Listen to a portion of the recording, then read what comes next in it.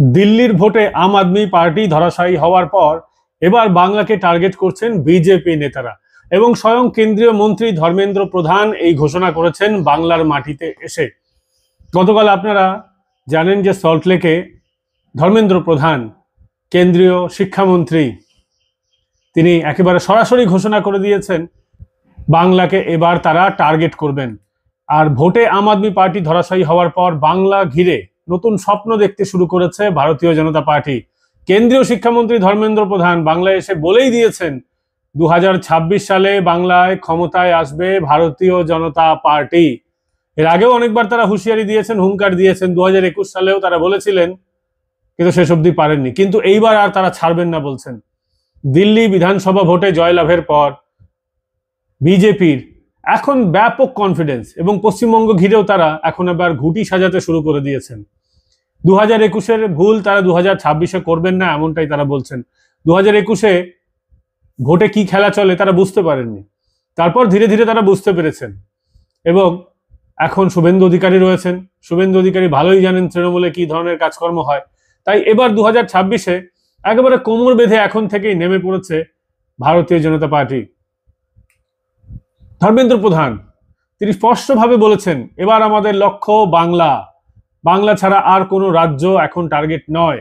Bihar vote আসবে যাবে, বিহারে তাদের একদম সংগঠন শক্তপোক্ত আছে, কিন্তু যেটাকে টার্গেট করছে সেটা হচ্ছে এবার বাংলা। 2026-এ শুধুমাত্র নেতৃত্ব নন, বাংলার বাইরে যে সমস্ত প্রভাবশালী বাঙালি আছেন তাদেরকেও বাংলায় আনা হবে, বাংলায় ঝাঁপিয়ে পড়বেন তারা।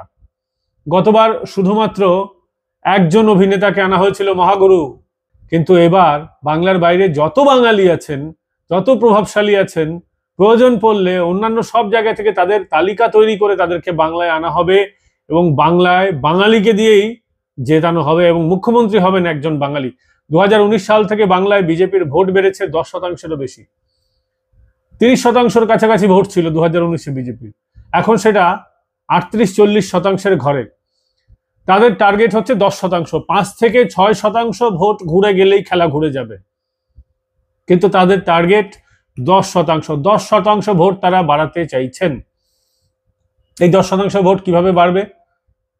সাংগঠনিক শক্তি বৃদ্ধি করতে হবে, মমতা বন্দ্যোপাধ্যায়ের ভোট কাটতে হবে, মুসলিম ভোট কাটতে হবে। মুসলিম ভোট মমতা বন্দ্যোপাধ্যায় থেকে সরে যাবে কিভাবে, সেই সমস্ত কৌশল অবলম্বন করতে হবে। এটাই বিজেপি সূত্রে খবর। কেন্দ্রীয় মন্ত্রী বলছেন 10% ভোট হচ্ছে টার্গেট, তার জন্য এখন থেকেই ঝাঁপিয়ে পড়বে। আপনাদেরকে বলে রাখা দরকার যে 2021 সালের বিধানসভা নির্বাচনে 77টি আসন পেয়েছিল ভারতীয় জনতা পার্টি, আপনারা সকলেই জানেন। তারপর অনেকেই ছিটকে পিটকে গেছেন, কিন্তু 77টা আসন পেয়েছিল। তাদের টার্গেট ছিল মোটামুটি 160-180। তারাও জানতেন যে 200-র কাছাকাছি তারা আসন পাবেন না, কিন্তু ভোটে যে খেলাগুলো হয়েছিল প্লাস প্রার্থী বাছাইয়ে ভুল হয়েছিল, সেসব দিয়ে হয়নি, সেসব থাক। কিন্তু 2024 সালে 12 জন সাংসদ পেয়েছে। এরপর আপনারা ভাববেন তাহলে বিজেপি কি করে চলে আসবে? যখন 3 জন বিধায়ক ছিল তখন তারা 15+ সাংসদ পেয়েছিলেন দিলীপ ঘোষের আমলে, তাহলে এটা অসাধ্য সাধন কিছু নয়। আবার 15+ সাংসদ পেয়ে 77-এ আটকে যেতে হয়েছিল। তো সেই সব হিসেব রাজনীতিতে চলে না। রাজনীতিতে নতুন করে ছক কষলে অনেক কিছুই হয়। দিল্লিতে কি কেউ ভেবেছিল এইভাবে বিজেপি ক্ষমতায় আসবে? কিন্তু শেষ পর্যন্ত বিজেপি ক্ষমতায় এসেছে। রাজনীতিতে এই 3-4 মাসের কৌশলে অনেক কিছু বদলে যায়। দিল্লিতে মাত্র 3-4 মাস খেটেছে ভারতীয় জনতা পার্টি, সকলেই জানে। আর 2019 সাল থেকে 2021 বিজেপির উত্থান, তারপর থেকে বিজেপির যতটা ভোট প্রয়োজন সেটা কিন্তু সাংগঠনিক দুর্বলতায় করা যায়নি। তাই সাংগঠনকে নতুন করে ঢেলে সাজানো হবে, তার জন্য যা করা দরকার সেটাই করবে এবার বলছেন বিজেপি নেতারা। 2026 সালে তারা ক্ষমতায় আসবেন এটাকে টার্গেট করে নিয়েছেন। তার জন্য এখন থেকেই একটা বছর পুরো সময় আছে হাতে, এই একটা বছরকে পুরো কাজে লাগাতে চান তারা। তবে বিজেপির যে দাবি রয়েছে সেটা নিয়ে তৃণমূল নেতৃত্বরা কি বলছেন? তৃণমূলের এমপি কল্যাণ বন্দ্যোপাধ্যায় তিনি বলছেন, বাংলায় 2026-এ বিজেপির কোনো অস্তিত্ব থাকবে না, বিজেপি 30টি আসনও পাবে না। মমতা বন্দ্যোপাধ্যায়ের সমর্থন কমেনি, বরং দিনের পর দিন বেড়েছে, এটা বলছেন কল্যাণ বন্দ্যোপাধ্যায়। কিন্তু কল্যাণ বাবুকে মনে করিয়ে দেওয়া প্রয়োজন, আপনি দিল্লিতে এত হুঙ্কার ভরেও অনেক কিছু করতে পারেননি। জেপিসিতে তৃণমূল আপনাকে পাঠিয়েছিল, বিরোধিতা করার জন্য ওয়াকফ বিলের। আপনি কলকাতাতেও ধর্ণা দিয়েছেন, সমর্থন করেছেন, তারপর কি কাজকলাটা ছিঁড়েছেন কল্যাণ বাবু? আপনার নৌটঙ্কি সারা ভারতবর্ষের মানুষ দেখেছে। চু কিত কিত কিত কিত কিত কিত, আপনার চু কিত কিত খেলা বন্ধ হয়ে যেতে পারে যদি তৃণমূল সরকারে না থাকে। এবং আপনারাই তৃণমূলের ক্ষতিটা বেশি করেন, তৃণমূলের ভাবমূর্তি নষ্ট করেন আপনাদের মতো নেতারা। সেই কারণে আপনাদেরকে বলে রাখা ভালো যে আপনি আপনার এলাকা নিয়ে ভালো থাকুন, আপনি দলের কাজকর্ম মন দিয়ে করুন, কিন্তু বিজেপির অস্তিত্ব থাকবে কি থাকবে না সেটা জনগণ নির্ধারণ করবে। জনগণ চাইলে আসবে, জনগণ না চাইলে আসবে না। মমতা বন্দ্যোপাধ্যায়ের সমর্থন কিভাবে বেড়েছে আপনারা সকলেই জানেন। লক্ষ্মীর ভান্ডার প্রকল্প যেমন আছে, মহিলাদের সমর্থন পেয়েছে, ঠিক সেভাবেই আপনারা ভোটের সময় কি খেলাটা দেখান, কাউন্টিং এর সময় বিশেষ করে, সেটা কিন্তু ভারতীয় জনগণ এবং বাংলার মানুষ সকলেই জানেন। অবশ্য সৌগত রায় তিনি একটু চুপচাপ থেকেছেন। সৌগত রায় বলছেন বিজেপি দিবা স্বপ্ন দেখছে, দিল্লি দিল্লির মতো, পশ্চিমবঙ্গ পশ্চিমবঙ্গের মতো। এখানে মমতা বন্দ্যোপাধ্যায়ের নেতৃত্বে আমরা বিপুল ভোটে জিতবো, মানুষ তৃণমূল কংগ্রেসের পাশেই আছে। সত্যি তো, পশ্চিমবঙ্গ পশ্চিমবঙ্গের মতো, এর সঙ্গে দিল্লির তুলনা হবে না। কারণ দিল্লিতে বিজেপি এই যে বিপুল সংখ্যা গরিষ্ঠতা নিয়ে জিতলো, একজনও খুন হয়নি, একজনের বাড়িতে ঢিল পড়েনি।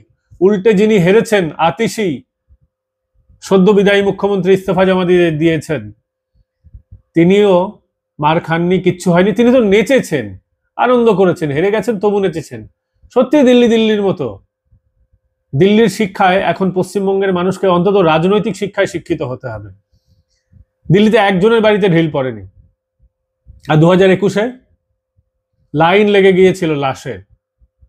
সত্যি দিল্লি দিল্লির মতো এবং পশ্চিমবঙ্গ পশ্চিমবঙ্গের মতো। কিন্তু আমরা চাই সাধারণ মানুষ পশ্চিমবঙ্গ, অন্তত পশ্চিমবঙ্গের রাজনৈতিক নেতৃত্ব দিল্লির কাছ থেকে শিখুক। একদল হেরে গেল, কিন্তু তারা এখন ইভিএম এর কাঁদুনি গাইছে না, তারা বলছে না যে রিগিং হয়েছে। বলবে কেন? সেখানে তো রিগিং হয় না। যেখানে রিগিং হতো সেই বিহার, সেখানেও আজ রিগিং হয় না। আর আপনারা ছাপ্পা, রিগিং, ধাঁধলি, বুথের এজেন্ট গুলোকে বের করে দেওয়া, যারা কাউন্টিং এজেন্ট হয় তাদের ঘাড় ধাক্কা দিয়ে বের করে দেওয়া, ভয় দেখানো, সত্যি দিল্লি দিল্লির মতো। আর রাজনৈতিক পর্যবেক্ষকদের মত এই 2026-এর নির্বাচন নিয়ে, এই 2026 বিজেপি এবং তৃণমূল উভয়ের কাছে মর্যাদা রক্ষার লড়াই। অনেকের মতে এবার বিজেপির কাছে এটা সবচেয়ে বড় চ্যালেঞ্জ, তৃণমূলের থেকে বিজেপির কাছে এটা সবচেয়ে বড় চ্যালেঞ্জ। তৃণমূল তো 3বার ক্ষমতায় আছে, কিন্তু বিজেপি অনেক চেষ্টা করেও পারছে না। তাই বিজেপির কাছে এটা সবচেয়ে বড় চ্যালেঞ্জ। কারণ 2026-এ যদি বিজেপি ক্ষমতায় না আসে, বিজেপির সংগঠন আরো তাসের মতো ভেঙে যাবে, বিজেপি করার লোক খুঁজে পাওয়া যাবে না। আর সেটা বিজেপির কেন্দ্রীয় নেতৃত্বও জানে। অনেক হয়েছে বুঝে শুনে চলা, এবার আর বুঝে শুনে চলা নয়, সরাসরি লড়াই করতে হবে। একাধিক জেলায় বিজেপির এখনো নড়বড়ে সংগঠন। এই নড়বড়ে সংগঠন নিয়ে বিজেপি কতটা লড়াই দিতে পারবে সেটা নিয়ে অনেকের মনেই কিন্তু সংশয় রয়েছে। কারণ ওদিকে পাহাড় প্রমাণ দুর্নীতি, টাকার বস্তা বস্তা টাকা আমরা দেখেছি নেতা মন্ত্রীদের ঘর থেকে বেরোতে। নেতা মন্ত্রীরা জেলে যাচ্ছেন, কেউ বেলে আছেন, বেরিয়ে এসে চুপ করে থাকছেন। এই পাহাড় প্রমাণ দুর্নীতি সত্ত্বেও একাধিক প্রকল্পের জেরে তৃণমূল কিন্তু জিতে আসছে। লক্ষ্মীর ভান্ডার থেকে শুরু করে অন্যান্য প্রকল্প, এটাই তৃণমূলের বেস পয়েন্ট। তৃণমূলের আর কোনো এজেন্ডা নেই, আর কোনো ন্যারেটিভ নেই। ফ্রিবিজ দেওয়া থোয়ার রাজনীতি, কামানোর রাজনীতি হচ্ছে মমতা বন্দ্যোপাধ্যায়ের এই যে দল তৃণমূল কংগ্রেস, তাদের যে নিচু তলার নেতৃত্ব, তাদের ভরসা। আর এই নড়বড়ে সংগঠন নিয়ে কতটা লড়াই দিতে পারবে ভারতীয় জনতা পার্টি, আপনাদের কি মনে হয়? এখানে আমার একটা ছোট্ট বক্তব্য আছে। যখন 2011 সালে মমতা বন্দ্যোপাধ্যায় ক্ষমতায় এসেছিলেন, 2009 সালে এই সৌগত রায়, কল্যাণ বন্দ্যোপাধ্যায়রা যখন প্রথমবারের জন্য জিতেছিলেন, সংসদে গিয়েছিলেন, তার আগে কেউ কেউ বিধায়কও ছিলেন, সেই সময়টা তৃণমূলের কি সংগঠন ছিল? তৃণমূলের সংগঠন তো আজকের বিজেপির মতোই ছিল। তাহলে বিজেপি কেন পারছে না তৃণমূল কেন পেরেছিল? তৃণমূল বাড়ি বাড়ি গিয়েছিল, লোকের দুয়ারে দুয়ারে গিয়ে ভোট ভিক্ষা করেছিল, মানুষের কাছে পৌঁছেছিল। আর বিজেপির যারা নেতা আছেন, কর্মীরা আছেন, পদের লোভে তারা শুধুমাত্র চেয়ার নিয়ে বসে পড়েন, চেয়ার থেকে ওঠেন না, মানুষের বাড়ি বাড়ি যান না। একেবারে মন্ডল স্তরের নেতা থেকে শুরু করে একেবারে যারা বুথ স্তরের নেতারা আছেন তারাই তো মানুষের বাড়ি বাড়ি যান। এরা কি যান? একে বিজেপিতে ভোটার স্লিপ আসে অনেক দেরিতে, ভোটার স্লিপ নিয়ে আসার পরেও সেটা ফেলে দেওয়া হয়, ভোটার স্লিপ নিয়ে মানুষের বাড়ি বাড়িও যায় না বিজেপি নেতা। এটা একটা ওপেন সিক্রেট, নতুন করে বলার কিছু নেই। তৃণমূল অনেক আগে ভালো ভালো ক্যান্ডিডেট দিয়ে দেয়, আর বিজেপির ক্যান্ডিডেট অনেক পরে অ্যানাউন্স হয়। মানুষ ভাবে কে হবে ক্যান্ডিডেট, কে হবে ক্যান্ডিডেটকে পরিচয় করাতে করাতেই ভোটটা পার হয়ে যায়। এই সমস্যাগুলো তো বিজেপির আছে। মানুষের দুয়ারে দুয়ারে যেতে হবে ভোটের আগে, এবং সবচেয়ে বড় কথা হলো বিজেপির যারা কর্মীরা আছেন ভালো করে স্ক্রুটনি করে না, তারা জানে না তাদের ওয়ার্ডে, তাদের অঞ্চলে, তাদের পার্টি ভোটার সংখ্যা কত। তারা সেই ভুয়ো ভোটার খুঁজতেই যায় না। দায়িত্ব নিয়ে বলছি, এ রাজ্যের সমস্ত প্রান্তে বিভিন্ন জায়গায় ভুয়ো ভোটার আছে। বুথ লিস্ট বের করলেই জানা যাবে। মরে গেছে তাদের, যারা মানুষ মারা গেছে তাদের নাম বাদ যায় না, সেই নাম থেকে যায়, আবার সরিয়ে দেওয়ার পরেও কখনো কখনো ঢুকে যায়।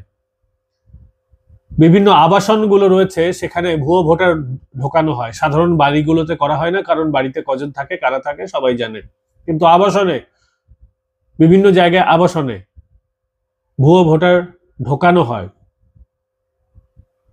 আমার সঙ্গে কথা হচ্ছিল সায়ন্তন বসুর, বিজেপি নেতা, একসময় সম্পাদকের দায়িত্বে ছিলেন রাজ্যে বিজেপির। তিনি বলছেন সল্টলেকে বহু জায়গায় ভুয়ো ভোটার ঢুকিয়ে দিয়েছে, বিশেষ করে আবাসনগুলোতে, পুরো আবাসন, সেই সমস্ত আবাসনগুলোতে ভুয়ো ভোটার ঢুকিয়ে দেওয়া হয়েছে। অথচ তৃণমূল নেতারা জানে, সবটাই জানে, বিজেপি নেতারা জানে পর্যন্ত না। আর যারা জানে তারাও অ্যাকশন নেয় না। সেই আবাসনগুলোতে ঢুকে একেবারে বিল্ডিং ধরে ধরে, সেখানে প্রত্যেকটা তল ধরে ধরে কোন ফ্লোরে কারা থাকে এগুলো জানেই না। আর এইভাবেই তো শাসক দল বছরের পর বছর জিতে আসছে। এটা যতদিন শেষ হবে না ততদিন নেতারা আসবেন, হুঙ্কার দেবেন, ভোট চলে গেলে কর্মীরা মার খাবেন, তারপর যে কে সেই লবরঙ্কা। আপনাদের বিষয়ে কি মতামত আমাদের কমেন্ট করে জানান। আর ভিডিওটা ভালো লাগলে ভিডিওকে লাইক করতে ভুলবেন না। যারা চ্যানেলে প্রথমবার এসেছেন বা এখনো সাবস্ক্রাইব করেননি এই চ্যানেলটাকে, দয়া করে চ্যানেলটাকে সাবস্ক্রাইব করে নিন, পাশের বেল আইকন প্রেস করে অল নোটিফিকেশন অন করে দিন, যাতে ভিডিও নোটিফিকেশন আপনারা সঙ্গে সঙ্গে পেয়ে যান। দেখা হবে পরবর্তী পর্বে, ভালো থাকবেন।